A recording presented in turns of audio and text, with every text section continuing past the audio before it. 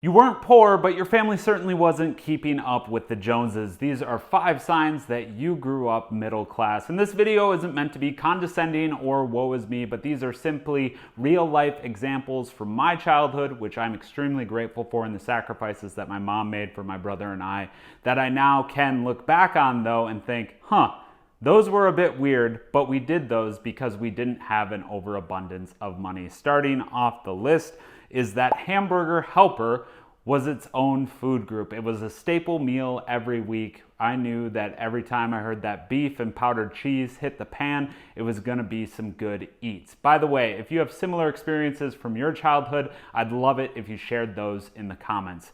At number 2, I have that family vacations required a timeshare presentation. Yes, we would get 5 nights in Branson, but one of those days we would be spending 3 hours in a timeshare presentation with mom, where she would then agree to another timeshare presentation so we could go on vacation again next year.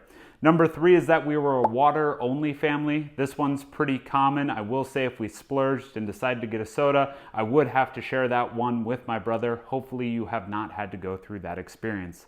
And number 4 is that fast food is a big deal. It was something we would get when we accomplished something big. So instead of going to a sit-down restaurant or a fancy restaurant, it was going out to Culver's after the award ceremony or whatever it may be. By the way, Culver's I still very much enjoy. If you've stayed this long, take a moment to hit that follow button. But wrapping up the list at number 5 is we got 1 pair of school shoes purchased from the outlet mall clearance section. And if you ruin those, that was it. You're not getting another pair.